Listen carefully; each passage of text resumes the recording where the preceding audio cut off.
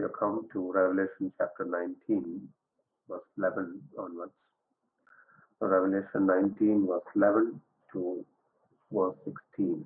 Revelation chapter 19, verses 11 to 16.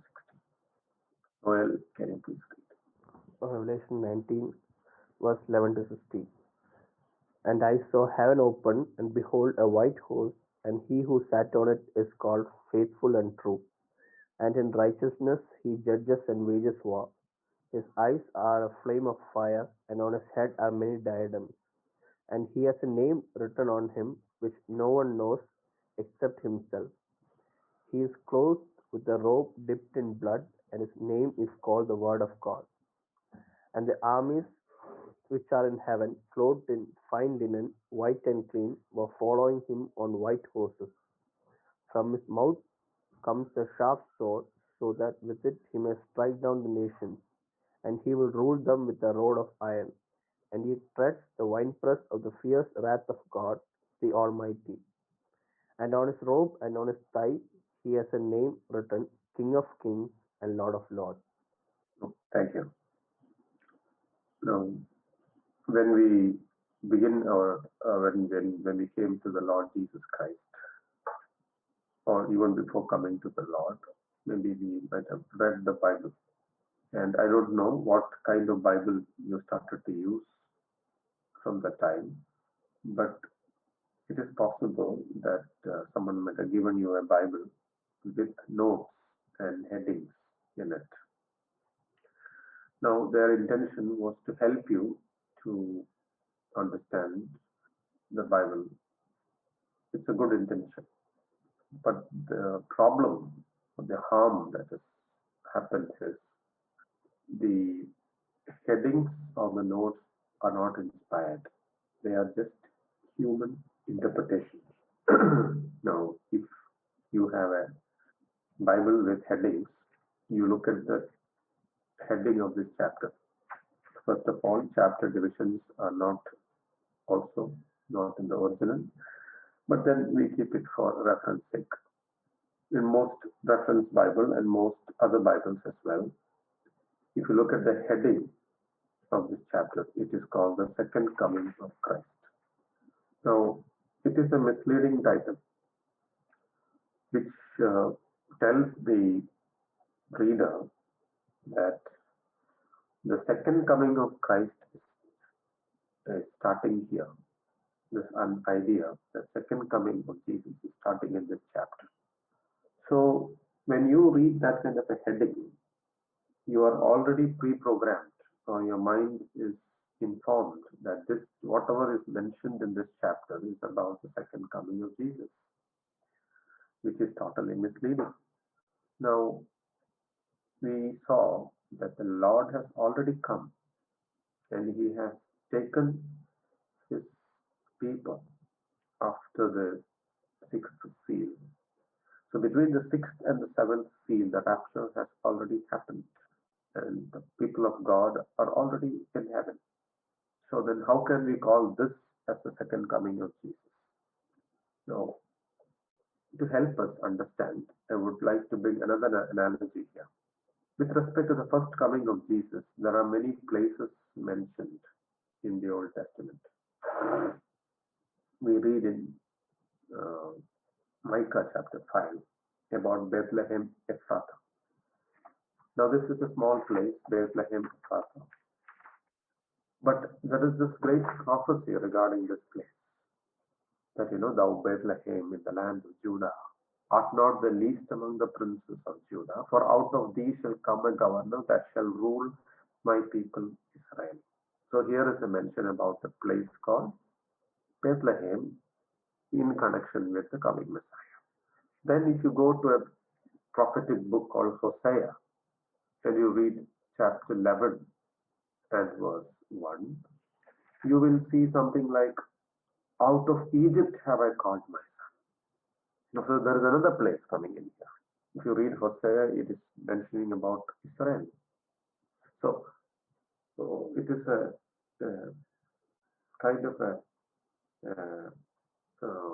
metaphor, or kind of an imagery, that just like God called Israel out of Egypt, he is going to call his son out of Egypt. So here is another place called Egypt coming into the play.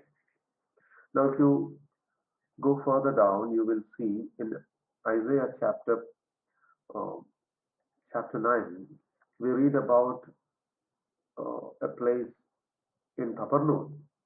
You know, it says, the land of Zabulun and the land of Nephthalim, and by the way of sea beyond Jordan, Galilee of the Gentiles. The people which sat in darkness saw great light, and to them which sat in the region and shadow of death, light is come up. So here is another place coming up, which is called Zabulun and Naphtali, where it is mentioned that the light will shine there.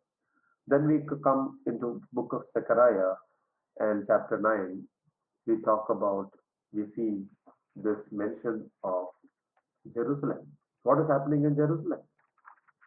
Behold, tell ye the daughter of Zion, behold, thy king comes unto thee, meek and sitting upon an ass, and a colt the foal of an ass. So, you look at this uh, situation. Think about a person reading these prophecies before the coming of Jesus. Now he's all confused. Now he says, oh, Bethlehem is mentioned, Egypt is mentioned, Zabulun Naphtali is mentioned, Jerusalem is mentioned. Now, is it all different coming of Jesus? Is it all? But you see, when you look into the fulfillment of this prophecy, you see that all these are part of his first coming. They all fit very nicely into the timeline of the first coming of Jesus. You don't call the visit to Zabulun and Naphtali, or for example, he shall be called Nazarene, because he's going and living in Nazareth. So you will not put any of those as a separate coming. They're all fitting so nicely into the first coming of Jesus, because the fulfillment gave us more understanding about the prophecy, and we understood that the Bethlehem happened for his birth. The land, the calling out my son from Egypt happened when he was small. His parents ran away to Egypt, and from there he came. Then he went and lived in Nazareth. That fulfilled the prophecy which the prophet said, called him Nazarene, a place least likely that a Messiah can come.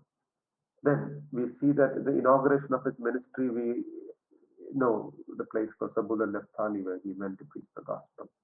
And we know that the triumphant entry to Jerusalem is where the Zechariah prophecy is fulfilled. So you see this, what I'm trying to tell you is that if you study the first coming of Jesus, you see how nicely this prophetic events are happening. There was no confusion when the fulfillment came, even though all these places are mentioned in connection with this first coming. It is all a collective whole. Similarly, there are prophetic utterances about the second coming at different places. So we should not confuse that with many comings, and the heading of second coming be attached to one particular event. The second coming, or which is either called parousia, is called presence. The basic idea is the presence. His presence is there. He is going to come the second time. But you must also understand that there are many incidents connected to his second coming. We already saw many of them. We saw that the, the, the church taken up, the judgments pronounced, his uh, revelation to the Jews, his coming in onto the Zion, his destruction of Babylon. And so these are all different events that is happening within the timeline of the second coming. Now here again is a very important milestone in the second coming. What is this milestone? This milestone is not a different coming. It is part of that collective whole. And when we understand it that way, it is very easy to recognize, because many pre-tribulation uh, advocates, or most pre-tribulation advocates, say that this is the second or the public coming of Jesus, and they equate this coming with Matthew 24, because the difficulty, if you take Matthew 24 as the the rapture of saints being taken up, then they have a difficulty, because Matthew 24, Christ coming for his saints, is preceded by the celestial disturbances. And the celestial disturbances is preceded by tribulation. So, if you take Matthew 24, verse 31 32 as the rapture event, then the obvious conclusion is the church will go through the tribulation, because immediately, I mean, the incident that is just prior to that coming is the celestial disturbance. The sun will go dark and the moon will not give its light, and so on. Celestial disturbance. And immediately before that is the tribulation, because immediately after the tribulation of those days, the sun will be different. So, first the tribulation, then the celestial disturbances, then the coming of the Lord. So, they have to say that, well, that coming is not for the saints. It is same as Revelation chapter 19. So I want to just tell you that that is not the same, and I'll tell you my reasons why it is not the same. So here we see the only similar part in both those portions is that here is somebody coming from heaven. So here it says, and I saw heaven opened, and behold, a white horse. And he that sat upon him was called Faithful and True, and in righteousness he doth judge and make war. Even in this verse, first verse that is we read here, the intent of this coming is very clear. Now we know that when the Lord Jesus came in the clouds, he has got many jobs to do. He came, came to take his people. He came to make war with, he came to judge. He came to have the marriage of the Lamb. The bride is getting herself ready, and deal with the Jews, save them. And so many different activities are going upon the second coming episode. So here, this last event that is going to happen, or the seventh trumpet, the sixth bowl, is clearly mentioning about this battle of Armageddon. So here is a prelude to that. Now he has come to do this battle, to make war, to give the final judgment to Antichrist and his forces. So we know that uh, the, the trumpet judgments and the bowl judgments have already weakened the Antichrist. The earth is destroyed in a great way. But yet, in the midst of all that, Antichrist has deceived, or we see that sixth bowl deceiving of nations, where people, even in the midst of all this confusion and trials and difficulties, he has managed to gather these forces from all parts of the world to fight against the Lord. Now, it is very clear to Antichrist that his main enemy is not the people, his enemy is Christ himself. So he is going to come and take the armies, and thinking that bringing such an army to fight against him, he has got a chance. So he is going to give his final showdown to fight against God, as fight against Christ. Now, the revelation of Jesus in this particular place is giving us an understanding, a function of this coming, or this revelation, is to bring about war, to pronounce judgment. Now, I want you to compare this passage with Matthew 24. And you see so many differences between these two passages that you can never equate both of them together. I'll give you a few very glaring differences.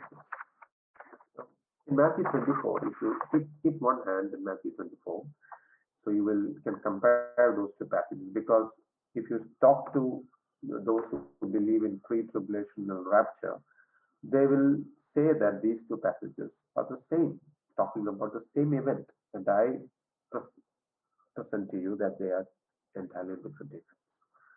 Now, in Matthew 24, this coming uh, is preceded by the celestial disturbances, by the sun being darkened, the moon shall not give a light, and stars shall fall from heaven, and the powers of the heaven shall be shaken. And you see, there is no a precursor to that coming or revelation that we see there in Revelation. You just saying, I saw the heaven open. There is no event that is preceding. No celestial disturbances. No uh, changes in the starry sky preceding that. So that is the first difference, I would say. There is nothing preceding that incident that is happening in Revelation chapter 9. The second thing I want to say is that the the sign of the Son of Man in heaven. Now, when the Lord Jesus is going to come for his saints, to take his saints, there will be a sign. We are not clearly told what is the sign, but that sign is missing in chapter 19. There is no sign in heaven given. Then we are told in verse 30 of Matthew 24, then all the tribes of the earth mourn. Where is the mourning in Revelation 19? In fact, they are not mourning, they are getting ready to fight the Christ. The Antichrist and his forces have come to fight the real Christ. So there is no mourning, there is no crying, there is no weeping going on. It is a group of people trying to fight against Christ that we see in chapter 19. So if you read further down, you will see that they shall see the Son of Man coming in the clouds of heaven with power and great glory. So Matthew tells us that the coming of Jesus, parousia, will be in the clouds of heaven. So the cloud is attached to his coming, which is underlined by John also in chapter 1 of Revelation.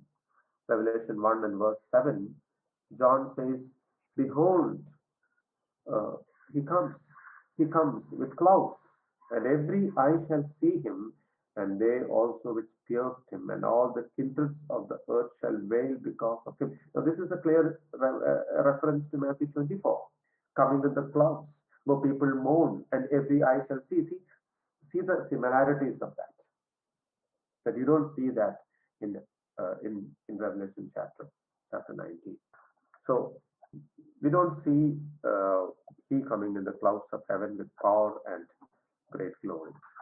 And in verse 31, he shall send his angels with a great sound of a trumpet, and they shall gather together. Now there is this trumpet accompaniment.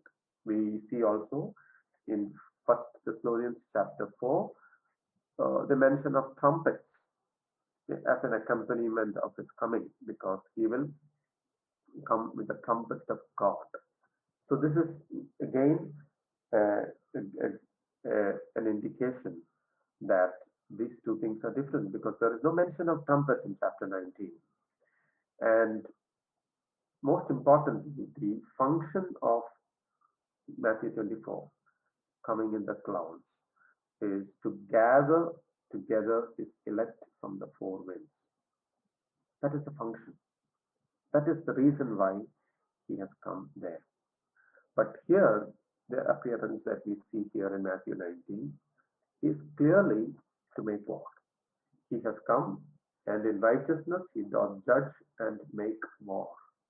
Again in verse 15, out of his mouth goeth a sharp sword, and with it he shall smite the nations.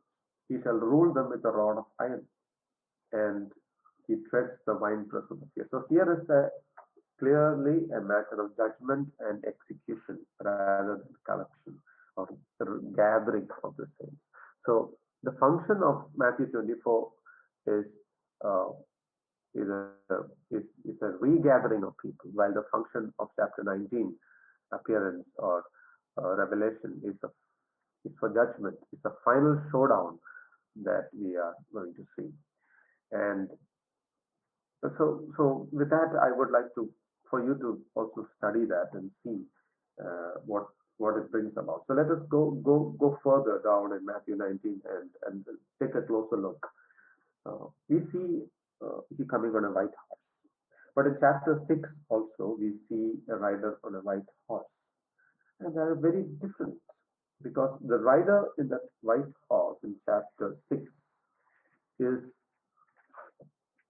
uh, if you look closely on there, the rider on that white horse, he that sat on him had a bow. And I already mentioned to you that mm, when the Antichrist enters the scene, he will mimic Christ.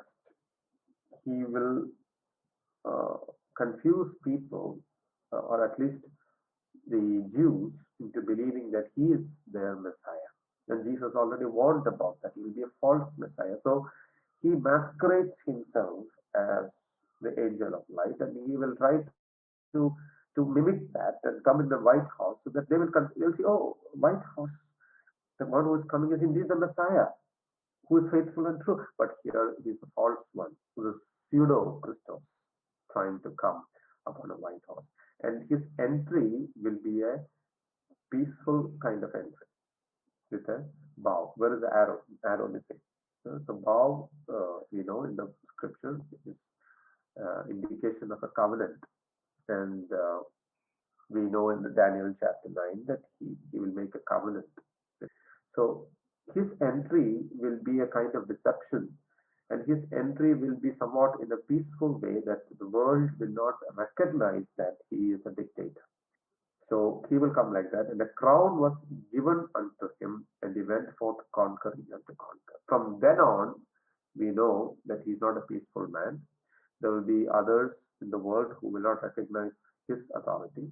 So he will go to conquer, and he went forth conquering and to conquer. So he will bring to subjection others by making upon. That is why the second horse is the red horse, because it shed a lot of blood after that. So here is a contrast about a rider coming in the white horse. And in order for the readers to recognize that this is real Christ, this is not the pseudo Christos, or the Antichrist or the false Christ that Jesus warned about. John is underlying uh, the name, and he that sat upon him was called faithful and true. Now, faithful and true. This is a very clear title given to Jesus. Now, this is the same title by which the angel is introducing the one who wrote to the church at Laodicea. Can you please read chapter 3, verse 14 of Revelation? Revelation 3, verse 14. And to the angel of the church of the Laodicean write, these things says the Amen, the faithful and true witness, the beginning of the creation of God. I know your works, that you are neither cold or not. I could wish you were cold or hot. So then, because you are enough. So the title given to the one writing to them is true witness, faithful and true witness. Now, why it is so important that this title has been mentioned here? Because faithful, the word used is Christos, which means uh, objectively or trustworthy. Objectively, it means trustworthy. That means you can trust him, you can believe in him, you can be sure.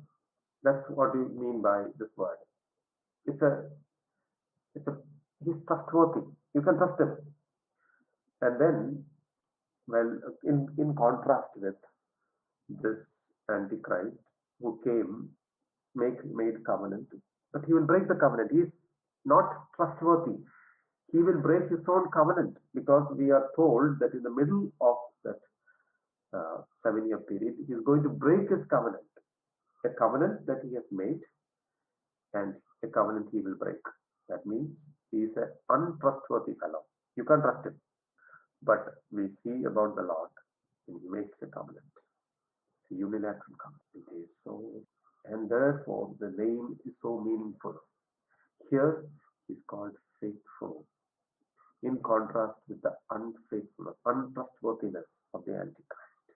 Here is the man who has come, who is completely faithful. The second name given is true. The word is alethinos. Now this word is real or true. Compared to what Jesus said about false Christ, pseudo Christos. Pseudo, pseudo means false, spurious, not real, duplicate. In contrast with the false Christ, he says here is a true Christ, true Christos, alethinos, real. The real one is here. So this title, which is given to the Lord, faithful and true, is so meaningful of his character with respect to the identity of the person coming in this White House here. And John goes on to say that in righteousness he doth judge and make war. Now, when we realize that Jesus Christ is going to judge the world and he is going to punish those who are wicked and disobedient and unbelieving, this uh, at times offends certain people because their picture of Jesus is Jesus meek and mild, humble. How can this humble Jesus come as to make war and to kill and to destroy and so on? I told several classes before that the first understanding that we should have about God is our God is an awesome God. The nature of God is that he resides in unapproachable light. He is a consuming fire. He is holy. He has got purer eyes than to behold evil. And this greatness of God, this holiness of God, this righteousness of God should be the first picture that should be clearly imprinted upon our minds. Now we know the same apostle, while writing to the people in the epistle, when John is an old man writing to the churches, especially the churches that he was associated to in the Asia Minor, he talks like an aged father to them, and he talks to them. And the picture that we get when we read 1 John is talking about love, a new commandment I give, but love, God is love, and so on. But we forget to realize that before he introduced the topic of love and God as love, he introduced the topic that God is light, and in him there is no darkness. We should not jump into this idea that God is love without realizing that God is light and in him there is no darkness. That is a skewed understanding of God. And when you present the gospel, if you first present the love of God without presenting the holiness of God, that God is light and in him there is no darkness, you are giving a wrong picture of who God is. You're giving a picture saying that God is love, so he is okay with sin. He's okay with homosexuality. He's okay with abortion. He's okay with all kinds of filth. That's not the idea that the Bible gives. God is light and in him there is no darkness. So when you paint the picture of God, you must put it in perspective and put before when God is love. You must say, look, God is light and in him there is no darkness and he cannot compromise. Habakkuk chapter 1 talks about that. He has got purer eyes than to behold evil. He cannot look at evil and say it is all right. He can wink at it. No, he can't. Man can do that. But God cannot overlook that. God has got purer eyes than to behold evil. So that picture should be clearly imprinted in the heart and minds of people before we present them the gospel. Okay. For a Jew, you need not do that because for him, he knows the history. Jews understand that there was this clear demonstration of how in their history that God descended upon, and how that no one could come near the mountain. And even Moses, who is called the servant of God, who is the very close friend of God, who could not, he was shivering, in front of that person. So they no need to give a commentary about God's holiness and awesomeness to a Jew, because he knows. But for us who come from a different background with a different understanding of different gods, you need to give them. No, this God is not to be played with, meddled with, you know, trifled with. He's an awesome. And that picture, when you super place that Jesus, who is a demonstration of God's love, on top of that picture, it makes a complete picture. And here we see the side of the Lord, where we see the second the coming, in which he is going to show forth his wrath. And even in his wrath, there is an important element attached to his judgment. Here, uh, one of you read Psalm 89, verse 14. Psalm 89, verse 14. Another person reads Psalm 145, verse 17.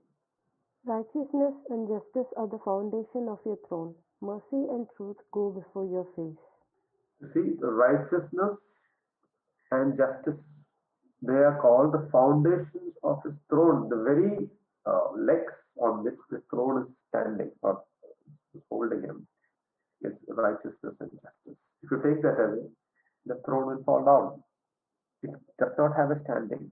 So when he is going to judge the world, he is going to judge the world in righteousness. What do you mean by righteousness? Right.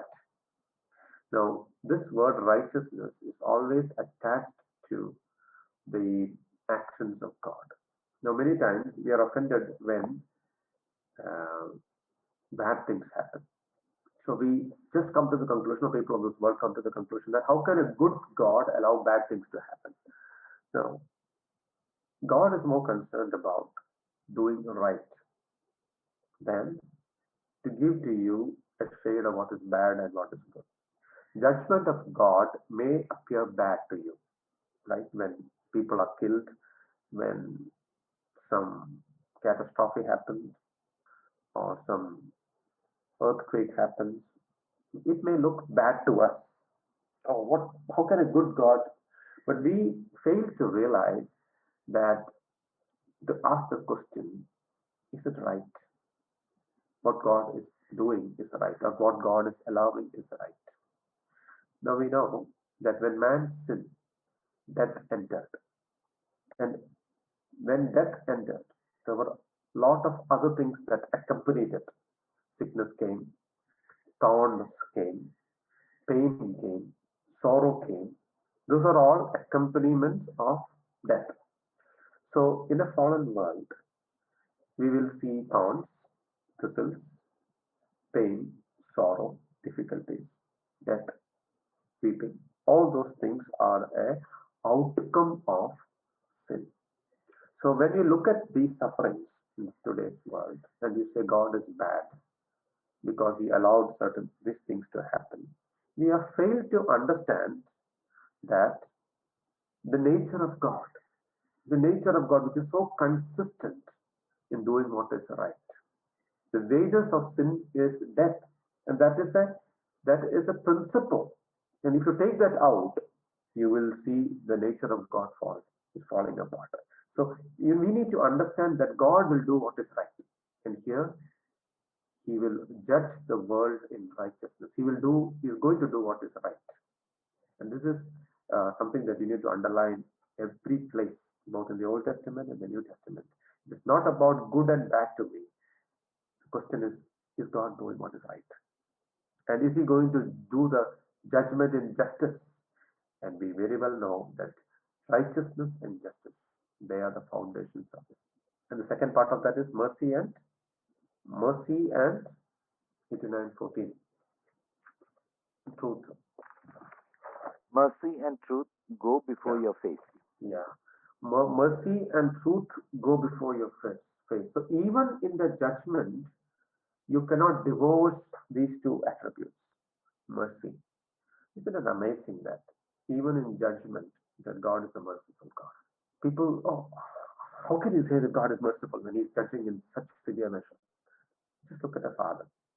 When He's disciplining his child, when He's beating his child, it is His heart that hurts first. Those of you who are new fathers, new mothers, they will know this, right? Child is about 1 year and is just into going into just is trying to show the sinful nature of it, and then you try to discipline the child. Your heart hurts. No, it hurts you.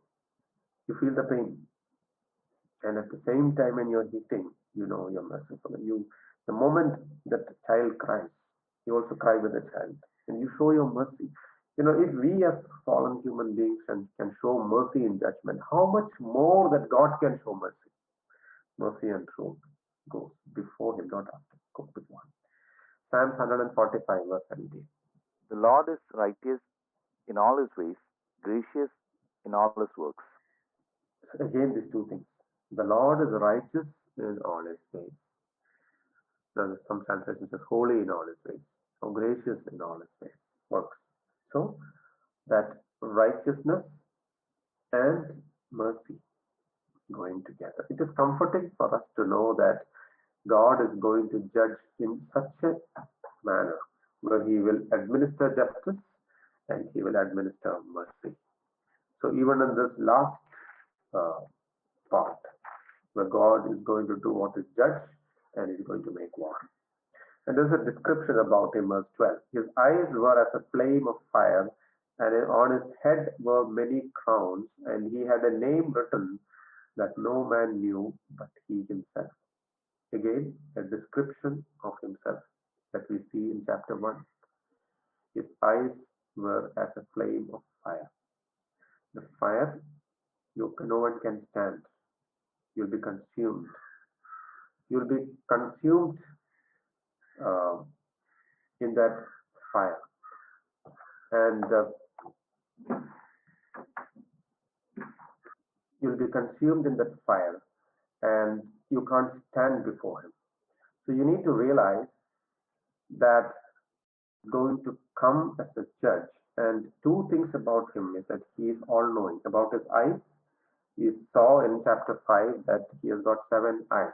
That means He knows everything, He can see everything.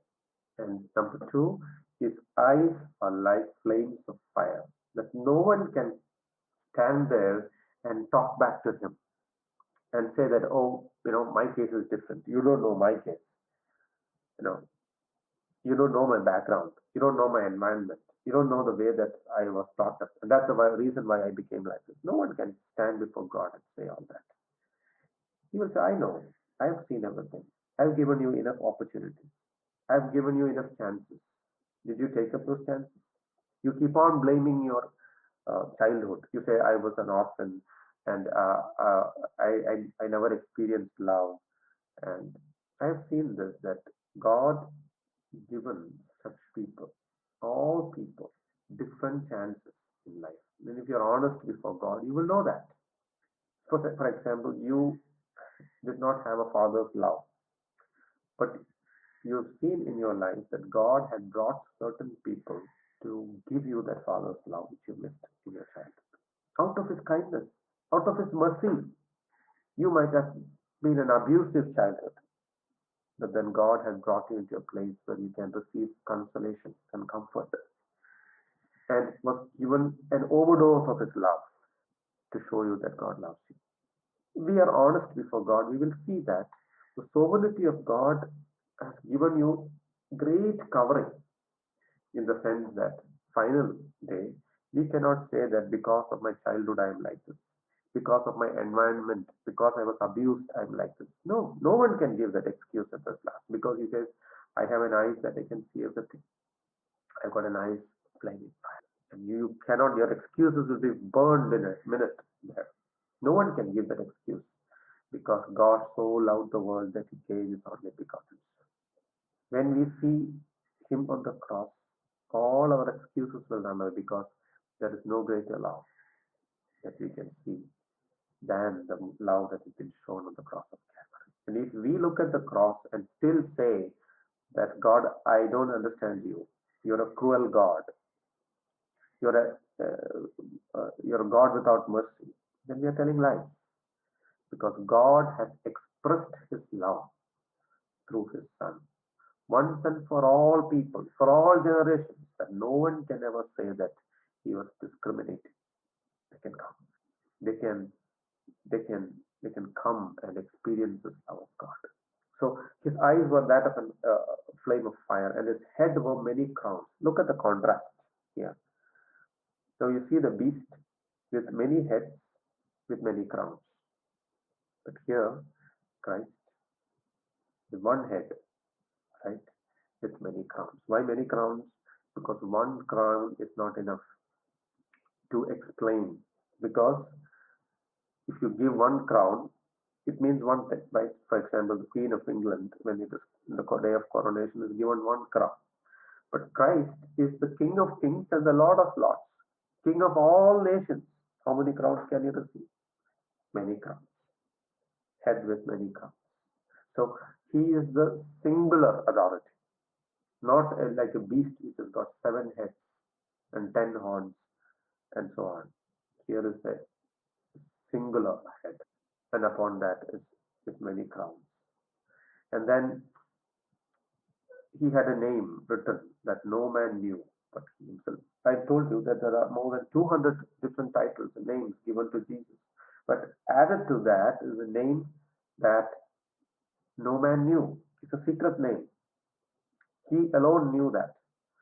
But when we read those letters to the churches, we also see that this name probably is given to those who overcome, because in chapter 2 verse 18 we are told, or chapter 2 verse 17 we are told that that the white stone and a name that no one knows except the one who receives it. That means it is also a secret name. That name will be revealed probably to the overcomers. They will know, right? It's a very secret name that ordinary readers will not understand. Now the things of God are not explicitly open to those who are on the outside. Now, people came to Jesus and asked, why do you speak in parables? He said, because God is not going to throw pearls before swine.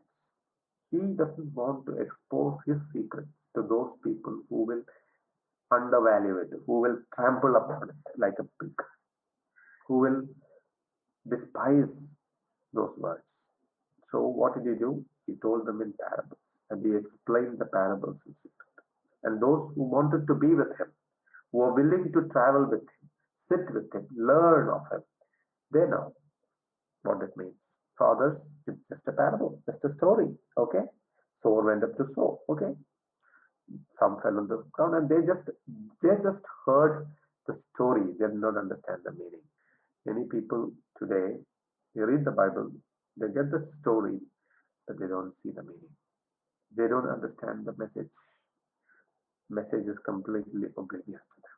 They'll take a little part from here and there and say, oh, that's nice, that's good saying. There are some, this saying is so nice, and they fail to understand the central message of the gospel.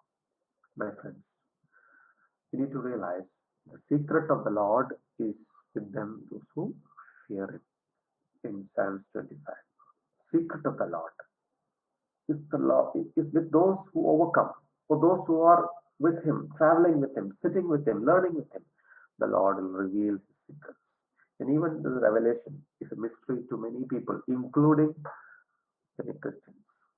They don't read it. They never read that revelation. They never study the book of Revelation. They never go deeper into the book of Revelation because they think, oh, I can't understand it yet. Who said we cannot understand? Are you willing to spend time with the Lord? Are you willing to sit at his feet and learn? Are you willing to wait upon the Lord to reveal to you the truths of this book? You'll be blessed. You will be amazed of how much of depth we have in this book, how much of pearls we have missed because we have not taken time to sit down and read this book or to study. My friends, this is an amazing truth. The secret of the Lord is with those who fear. They know. There's a song, none but his loved ones know, right? Those who love him, those who are loved by the Lord, they know the secrets of God. They will be given the secret name. They will understand that. So when we come to this place, why is John giving so much of importance to explain or to give a description of who he is? The reason is that what he's going to do is going to bring all the kingdoms to an end. That means the Lord is going to execute a judgment in such a way so that his kingdom can be consummated, inaugurated on this world. World is itching to see a leader who will come and rule the world in righteousness. We have tried, waited, but thoroughly disappointed. We think that, oh, he's a good leader, he'll come and rule us in righteousness. And we are thoroughly disappointed. Even the Antichrist will come, the whole world will think of the same thing. Oh, here is a man who is finally going to save us from all our troubles. He is an intelligent person who is able to save us from the miseries that the earlier leaders had taken us through. That he will also thoroughly disappoint. The world will see and will talk their confusion that here we are given an idea that he is going to come and rule this world in righteousness. He is having the eyes with flaming fire, and his head he will have not one crown but many crowns, and he is the right ruler who is going to come. My friends, I want you to meditate on this. I want to think about this. That when he is going to come and he is going to establish his kingdom physically upon this world, are we ready to reign with him? Bible says if you suffer with him, you will reign with him. So the precursor of reigning with him is suffering. I'm not meaning that suffering does not all the time mean physical suffering. Suffering can be emotional. When we obey the word of God, the difficulties that we face, the names that people call you, the isolation that you may face from your friends or your relatives or your parents, these are all part of the suffering. So, but when we suffer, what does it mean? Suffering with joy, not with bitterness, not with sadness, but suffering with joy. I often mention that only 3 times in the Bible, in the New Testament, we see the word Christian. Acts 11:26, Acts 26:28, 1 Peter 4:16. All 3 places, if you read, you will see suffering in the background. Suffering cannot be divorced from the life of a Christian. That means a Christian, a true Christian, will follow the Lord, taking up his cross. It is a positive action. It is not a passive thing. It is an active thing. You can have the choice of taking the cross or not taking the cross. But if you want to follow Christ, you have to take up the cross. You can follow all other leaders in this world without taking the cross. They will give you comfort and they will give you money and they will give you position, but you cannot follow Christ without it. I leave this today with that note of take up the cross and follow me. Jesus said. That voice is still ringing after 2000 years. Any man is not willing to deny himself and take up the cross. He is not worthy. He cannot be my disciple. God bless.